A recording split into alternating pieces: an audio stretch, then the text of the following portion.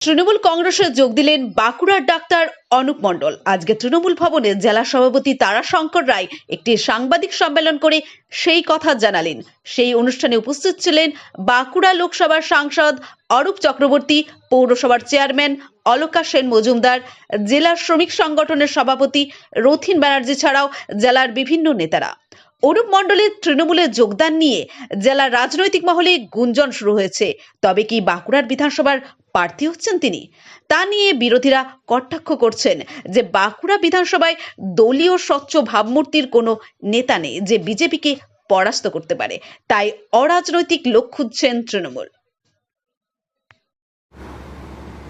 Doctor Anup মণ্ডল বাঁকুড়ায় তৃণমূলের সম্ভাব্য প্রার্থী, কি বলবেন? দেখুন, যদি উনি সম্ভাব্য প্রার্থী বা অথবা প্রার্থী তৃণমূল কংগ্রেসের হয়, এটা লজ্জার বিষয়।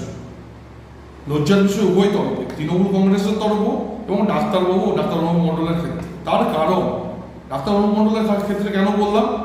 কারণ আমরা যতদূর জানতাম উনি একজন চোখের ডাক্তার, মানুষকে পরিষেবা দেন, তার বিনিময়ে অর্থ নেন কম বেশি, কিন্তু মানুষ পরিষেবা পান, বাঁকুড়া একটা নাম আসে।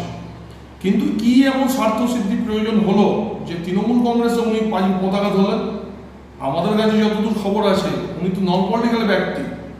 যিনি ডাক্তার তিনি তো প্রত্যেক দলের কাছে ডাক্তার, প্রত্যেক ধর্ম বিশ্বাসের কাছে ডাক্তার। ওনার তো কোনো জাতপাত হওয়ার কথা নেই। এবং দেখুন তৃণমূলের কতটা দুর্ভাগ্য, তৃণমূলের আজকে বাঁকুড়ায় যদি সম্ভাব্য প্রার্থী বলছেন, যদি প্রার্থী হয়েও থাকে, আজকে তৃণমূল কংগ্রেসের লোকেরা ওনাকে মেনে নেবে না।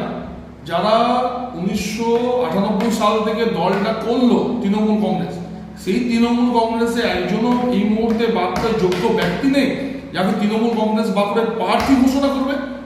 আজ তো দলটা দেউলিয়া হয়ে গেছে এবং জেনে গেছে যে ব্রিগেডের যে জনসমাবেশ, যে মানুষ গেইল, মানুষের যে হাহাকার পৌঁছে গেছে যে তৃণমূল কিচ্ছু নেই এই মুহূর্তে। সেই জন্য আজকে একজন ডাক্তারবাবুর নাম কিনে তারা তাকে প্রার্থী করছে।